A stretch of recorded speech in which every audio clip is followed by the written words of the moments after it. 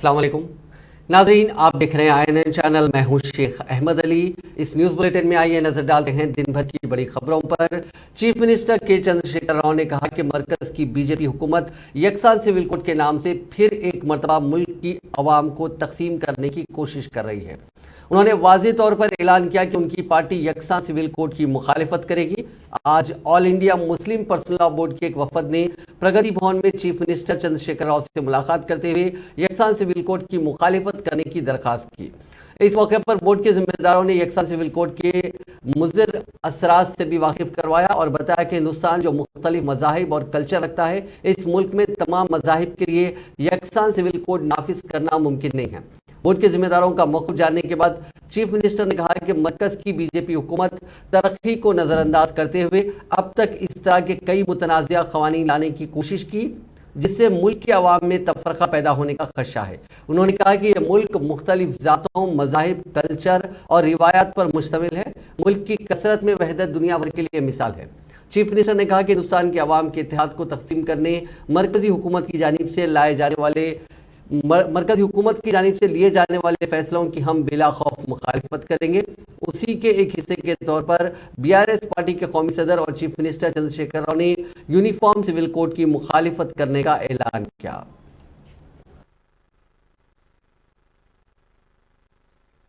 तेलंगाना के मुख्यमंत्री वजीर आला से हमारी मुलाकात हुई, जिसमें हम तमाम ने जनाब के चंद्रशेखर राव साहब से इस बात का मुतालबा किया, इस बात की गुजारिश की कि बीजेपी हुकूमत की तरफ से, नरेंद्र मोदी की सरकार की तरफ से जो UCC लाने की बात की जा रही है, हमने तेलंगाना के मुख्यमंत्री और वजीर आला से ये कहा कि आप उसका अपोज करिए, उसकी मुखालिफत करिए।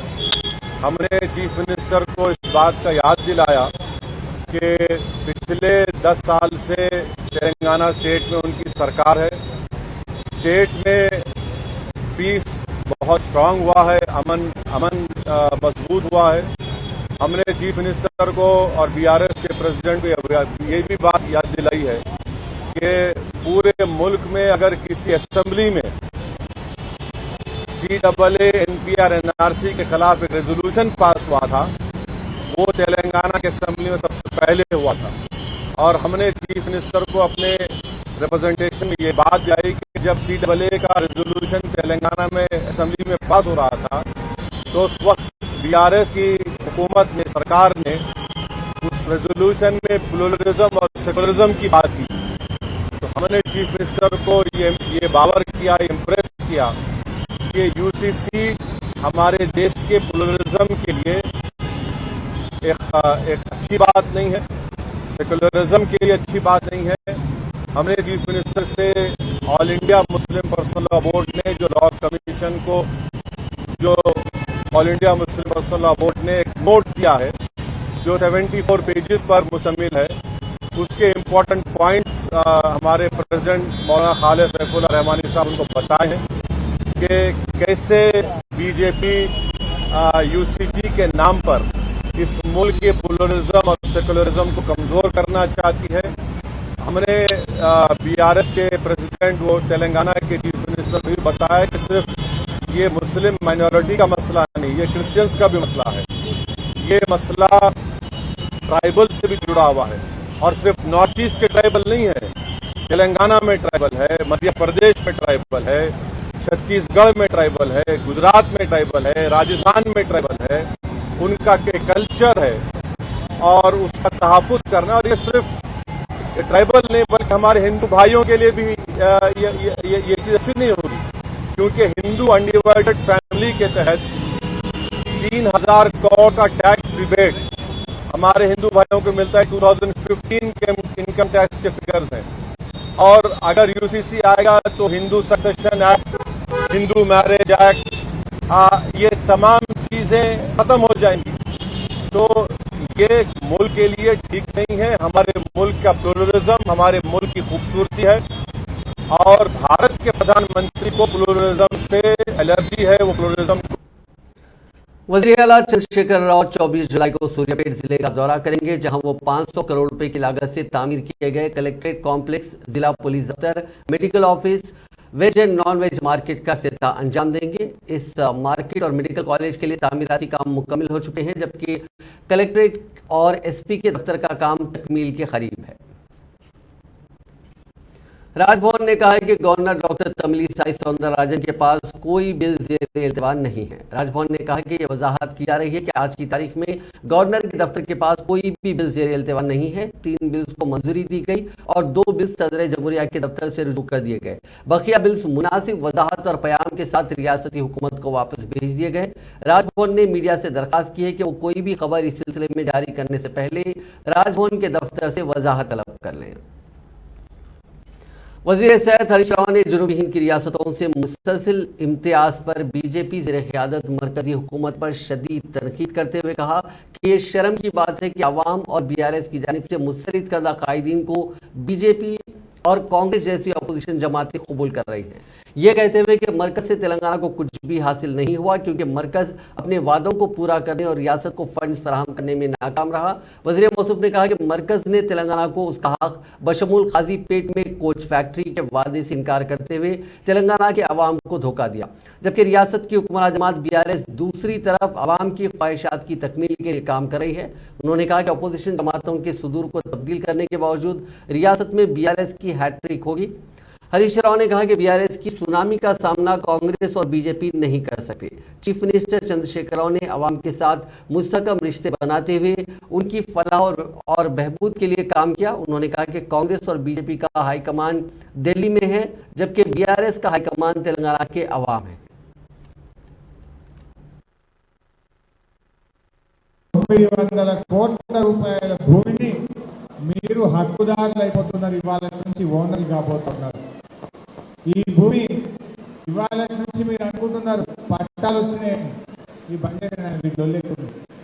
పట్టాలు వచ్చినాయని మీరు అనుకుంటున్నారు. పట్టాలే కాదు, 10 ప్రయోజనాలు మీకు రాబోతా ఉన్నాయి. 10 पट्टा का मिल रहा आप लोगों को आज. सिर्फ पट्टा नहीं, पट्टा के साथ साथ 10 बेनिफिट्स, 10 फायदा आपको होने वाला है. ఏమైతున్నాయి 10 ప్రయోజనాలు? ఒకటి, ఇవాళ నుంచి భూమికి మీరే ఓనర్లు. ఇక ఎవడు అటవీ శాఖోడు, పోలీసోడు మీ దిక్కు కన్నెత్తి కూడా చూడరు. कोई आपके तरफ नहीं आएगा. అటవీ శాఖోడైనా పోలీసోడైనా మీ దిక్కు రారు. You are the owner of this property. ఇది మొదటి ప్రయోజనం. రెండవ ప్రయోజనం, ఎకరానికి 10,000 రూపాయల రైతు బంధు ఈ సంవత్సరం నుంచి ఈ పంట నుంచి మీకు రాబోతా ఉంది. మూడవ ప్రయోజనం, ఎవరైనా దురదృష్టవశాత్తు అదృష్టం బాగలేక చనిపోతే 10 రోజుల్లోగా 5 లక్షల రూపాయలు ఆ కుటుంబానికి ఇచ్చే రైతు బీమాను మీరు పొందబోతా ఉన్నారు. నాలుగో ప్రయోజనం, నిన్నటిదాకా కరెంట్ కావాలంటే మీరు తుమ్ము పట్టనయ్యే కరెంట్ నైతే పోయి, కానీ ఇవాళ నుంచి మీకు పట్టా వచ్చింది కనుక దరఖాస్తు పెడితే ఉచిత విద్యుత్ కనెక్షన్ ఇచ్చి 24 గంటల ఉచిత కరెంట్ ఇచ్చే కార్యక్రమం చేసుకుంటాం.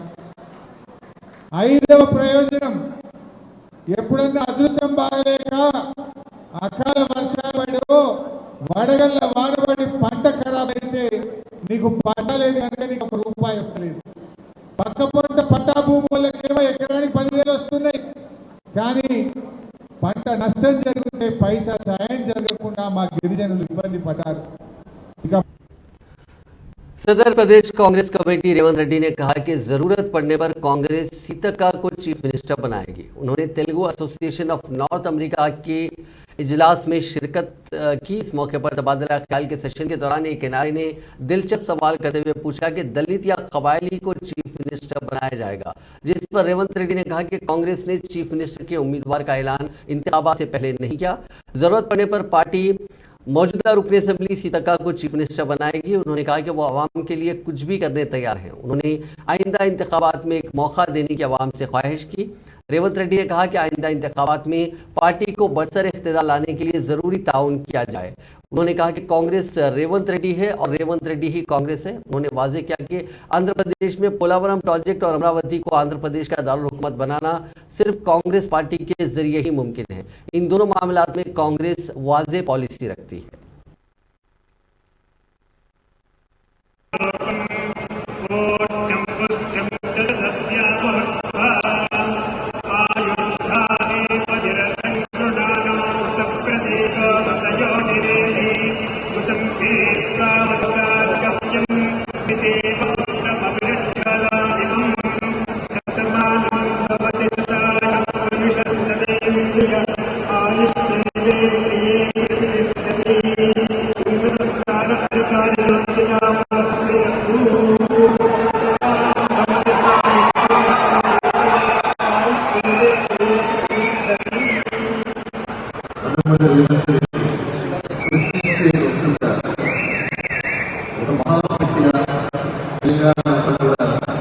పాదయాత్రతో ఆయా ప్రాంత యొక్క సమస్యలు తెలుసుకోవడం కాకుండా ఆ సమస్యల పట్ల ఖచ్చితంగా పోరాడుతున్నటువంటి వ్యక్తి 2009 2014లో శాసనసభ్యుడిగా ఆ తర్వాత 2019లో లోక్సభ సభ్యుడిగా ప్రజాజీవితంలో మమైకమైనటువంటి రేవంత్ రెడ్డి గారు సంచలనాలకు ఎదుర్కొంటూ సంచలనాలకు శ్రీకారం ఆయన స్వరం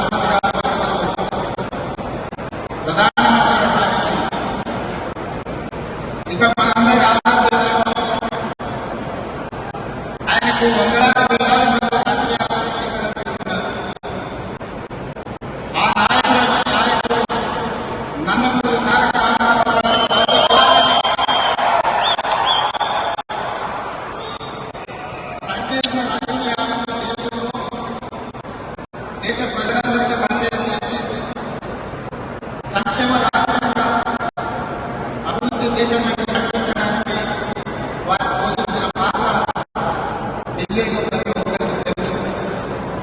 నాడు శ్రీమతి ఇందిరాగాంధీ సంక్షేమం అభివృద్ధిని రెండు కళ్ళకు సమానంగా నడిపించిన ఉక్కు మహిళ దేశ ప్రధానమంత్రిగా ప్రపంచంలోని అభివృద్ధిని తీసుకొచ్చింది. ఒక ముఖ్యమంత్రిగా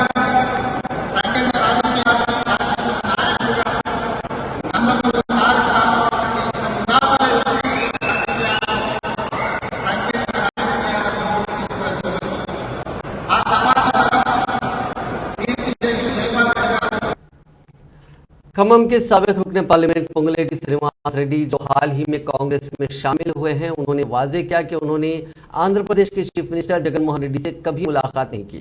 उन्होंने निशानदेही करते हुए कहा कि आंध्र प्रदेश में उन्होंने चीफ मिनिस्टर के दफ्तर के अहदेदारों से मुलाकात करते हुए अपनी कंपनी से मुतालिक कॉन्ट्रैक्ट के मसाइल पर तबादला ख्याल किया। उन्होंने कहा कि शर्मिला के सिलसिले में कोई बातचीत नहीं हुई। कांग्रेस की जनरल सेक्रेटरी प्रियंका गांधी 20 जुलाई को महबूबनगर के कोल्हापुर में जलसे से खिताब करेंगी, जिसमें साबिक वजीर जुपल्ली कृष्णा राव व दीगर कायदीन पार्टी में शामिल होंगे। साबिक रुकन पार्लियामेंट व तेलंगाना कांग्रेस के सीनियर नायब सदर मल्लू रवि ने बात बताई। जुपल्ली कृष्णा राव के साथ बीआरएस के मौजूदा रुकन काउंसिल दामोदर रेड्डी भी पार्टी में शामिल होंगे। खम्मम टाउन में जारी अमा के अवाल में मुनक्किदा जलसे में श्रीनिवास रेड्डी ने कांग्रेस में शमूलियत इख्तियार की थी। इस जलसे से पार्टी के साबिक सदर राहुल गांधी ने खिताब किया था। कर्नाटक में कामयाबी से हौसला पाकर कांग्रेस मुलाजमात बीआरएस के अलावा बीजेपी को शिकस्त देते हुए तेलंगाना में इख्तिदार हासिल करने के लिए पुरुम्मीद है। रियासत में आइंदा चंद माह में इंतखाबात होने वाले हैं। तेलंगाना भर में पदयात्रा करने का बीजेपी ने फैसला किया है। अगस्त से रियासत के अजला में जाफरानी जमात ने पदयात्रा करने का फैसला किया। पार्टी के रियासती सदर जी किशन रेड्डी, रुकने असेंबली ईटला राजेंद्र, रुकने पार्लियामेंट बंडी संजय यात्रा करेंगे। किशन रेड्डी सिरपुर से अपनी यात्रा का आगाज करेंगे। मुत्तहिदा आदिलाबाद, निजामाबाद, महबूबनगर अजला में पदयात्रा जारी रहेगी। जगतियाल के कुंडागट्टू से ईटला राजेंद्र अपनी यात्रा का आगाज करेंगे। मुत्तहिदा करीमनगर, मेदक, वरंगल अजला में वो अपनी पदयात्रा जारी रखेंगे। भद्राचलम से बंडी संजय की क़यादत में पदयात्रा की जाएगी, जो मुत्तहिदा खम्मम, नलगुंडा और रंगारेड्डी का अहाता करेगी। मरकजी वजारत दाखिला ने निजामाबाद के रुकने पार्लियामेंट अरविंद को 22 कमरे की सिक्योरिटी दी है। 8 सिक्योरिटी की सतह में 8 सिक्योरिटी अमला, 2 गाड़ियों का काफिला एमपी की कार के साथ शामिल रहेगा। इसी तरह साबिक रियासती वजीर व रुकने असेंबली ईटला राजेंद्र को Y+ सिक्योरिटी दी गई।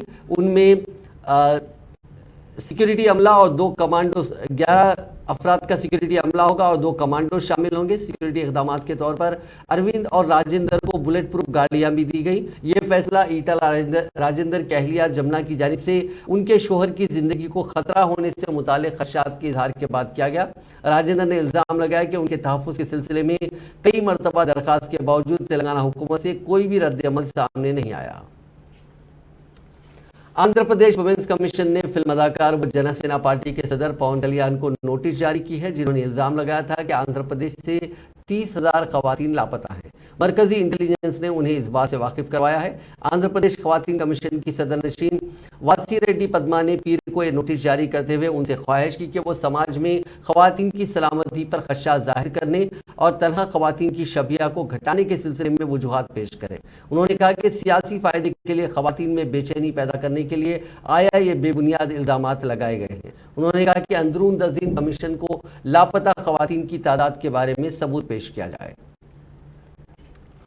एक अहम कारनामे के तौर पर यूनिवर्सिटी ग्रांट्स कमीशन ने उस्मानिया यूनिवर्सिटी के इंजीनियरिंग कॉलेज के खुद मुख्तार मौक़ूफ़ को 2022-23 से 2031-32 यानी 10 साल तक के अरसे के लिए तौसी दी है। यूजीसी ने बगैर किसी इंस्पेक्शन या फिर टीम के दौरे के बगैर ऑटोनोमस मौक़ूफ़ में तौसी की है, क्योंकि कॉलेज को हर 6 बरस में 2 मरतबा के वक्फे से खुद मुख्तार मौक़ूफ़ हासिल हुआ है। अलावाज़ी यूनिवर्सिटी कॉलेज ऑफ इंजीनियरिंग के तमाम इंजीनियरिंग डिपार्टमेंट्स और उस्मानिया यूनिवर्सिटी को NAAC एक्रीडिटेशन दिया गया। 1929 में कायम इंजीनियरिंग कॉलेज अब 2031-32 तक खुद मुख्तार मौक़ूफ़ का हामिल होगा। प्रोफेसर श्रीराम वेंकटेश, प्रिंसिपल उस्मानिया यूनिवर्सिटी इंजीनियरिंग कॉलेज ने कहा कि खुद मुख्तार मौक़ूफ़ से कोर्सेस निसाब की तैयारी में आज़ादी को यकीनी बनाया जा सकेगा और तहकीकी प्रोजेक्ट्स को तरजीह हासिल हो सकेगी। तेलंगाना के जगतियाल जिले में चीफ मिनिस्टर चंद्रशेखर राव की दुख्तर व रुकने काउंसिल कविता ने अपने दौरे से हैदराबाद वापसी के दौरान सड़क के किनारे मकई के भुट्टे फरोख्त करने वाली एक खातून से मुलाकात करने अपना काफिला रोक दिया।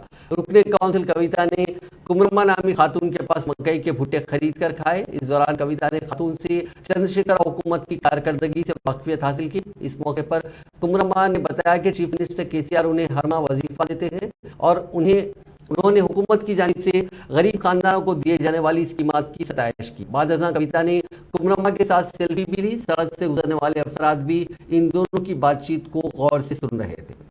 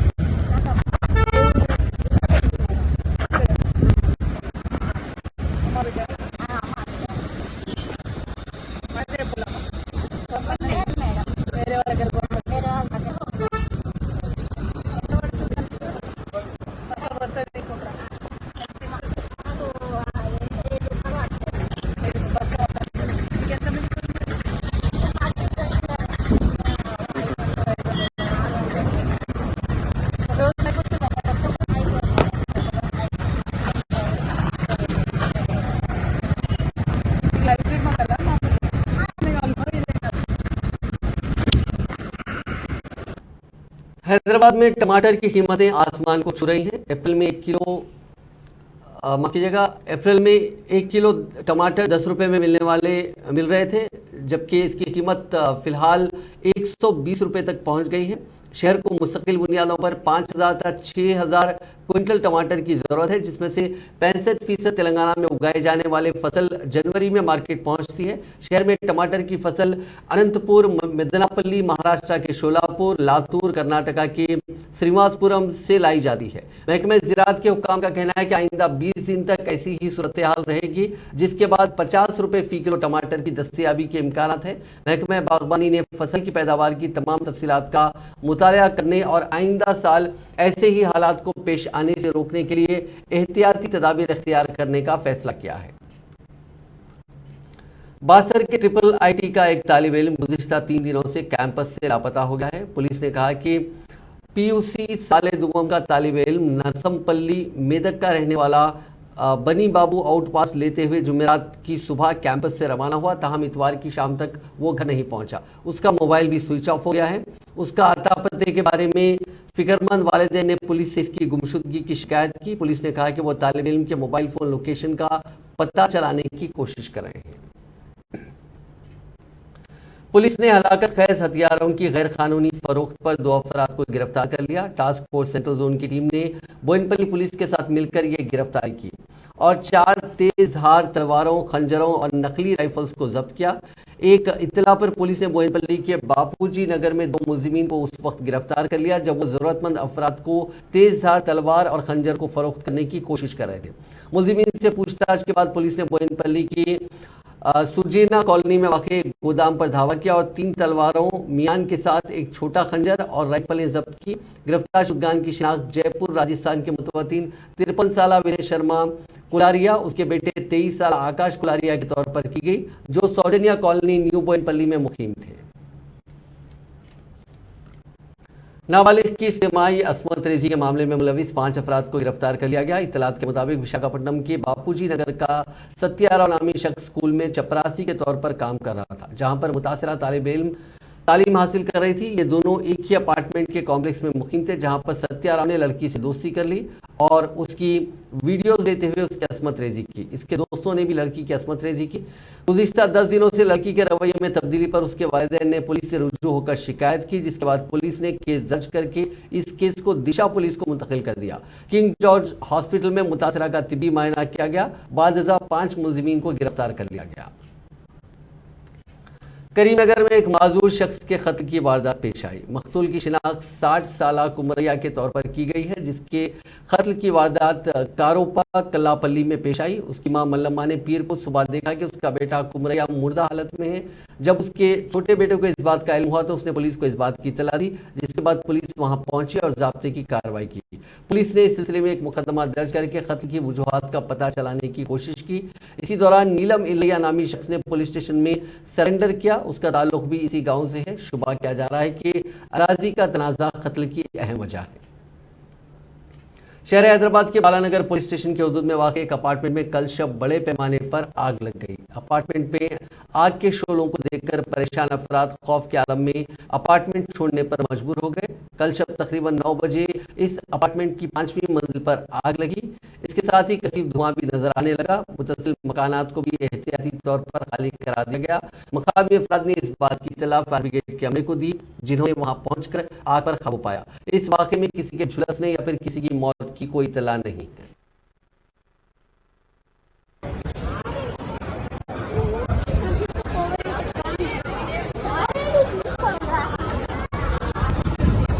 ఐడిపిఎల్ A2A లైఫ్ స్పేస్ అపార్ట్మెంట్లో ఫైరింగ్.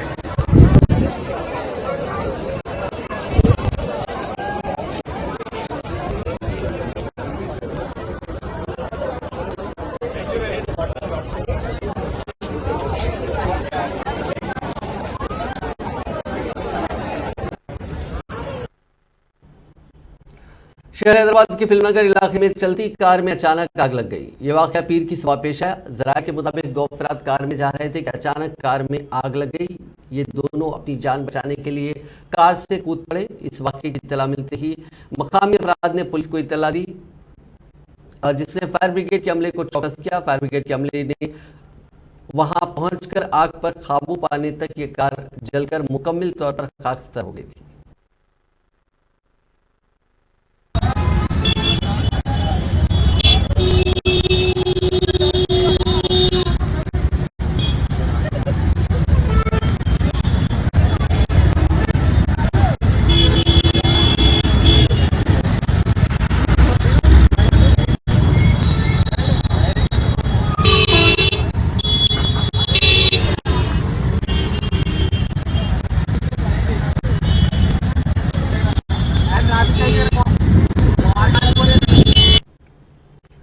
बीवी की डांट से बेइज्जती महसूस करते हुए एक नौजवान ने जराई बॉली में कूदकर खुदकुशी कर ली। यह अफसोसनाक वाकया तेलंगाना के जगतियाल जिले के कोरटला में पेश आया।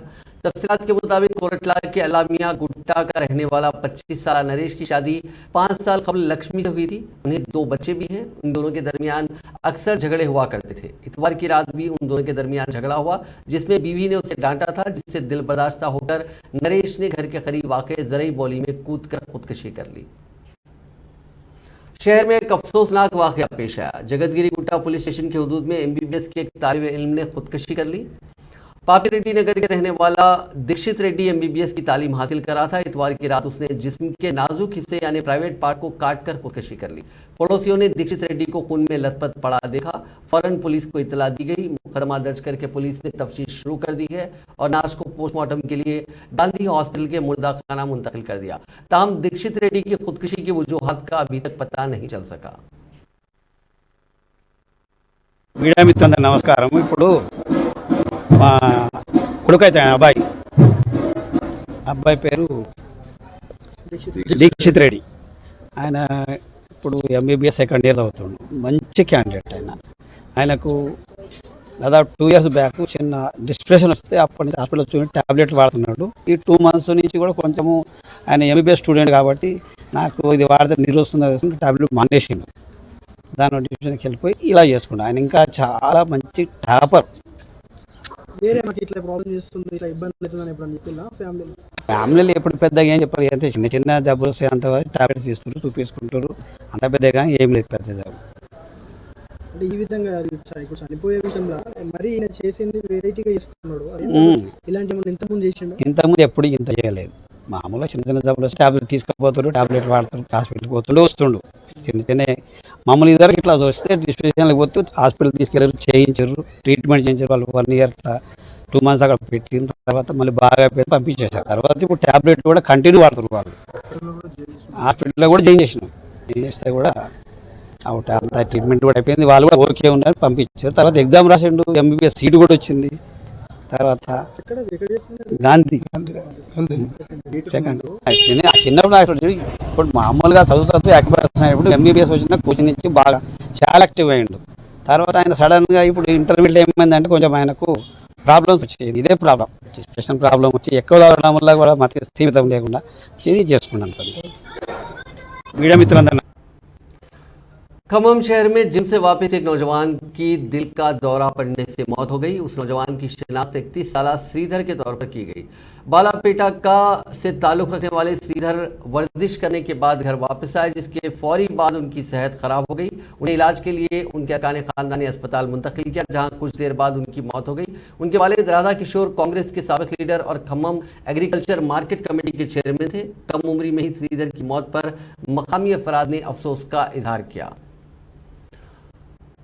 रचाकुंडा पुलिस नामुनासिब नंबर प्लेट्स लगाकर गाड़ियां चलाने वालों के खिलाफ क्रैकडाउन कर रही है। चालान से बचने के लिए नंबरों और हुरूफ में उलटफेर की जा रही है ताकि नंबर फैंसी नजर आए। हाल ही में मुख्तलिफ जराइम के मुलज़िमीन फरार होने के लिए फर्जी नंबर प्लेट्स का इस्तेमाल करते रहे हैं, इसलिए पुलिस ने इस जानिब तवज्जो मरकूज़ की है। तेलंगाना की रचाकुंडा पुलिस कमिश्नरेट के हुदूद में जारिया साल के पहले 6 महीनों में 199 मोटरसाइकिलों के मालिकीन के खिलाफ फौजदारी मुकदमा दर्ज किए गए। पहली मरतबा पकड़े जाने पर जुर्माना आयद किया जा रहा है, जबकि दूसरी जानबूझकर ऐसी ही हरकत करने पर केस दर्ज करते हुए जेल भेजा जा रहा है। गांजे की स्मगलिंग, तलाई चेन छीनने की वारदातों, रहजनी की वारदातों में ऐसी ही गाड़ियों का इस्तेमाल किया जा रहा है। नाजरीन, इस न्यूज़ बुलेटिन में बस इतना ही। आप देखते रहिए INN चैनल।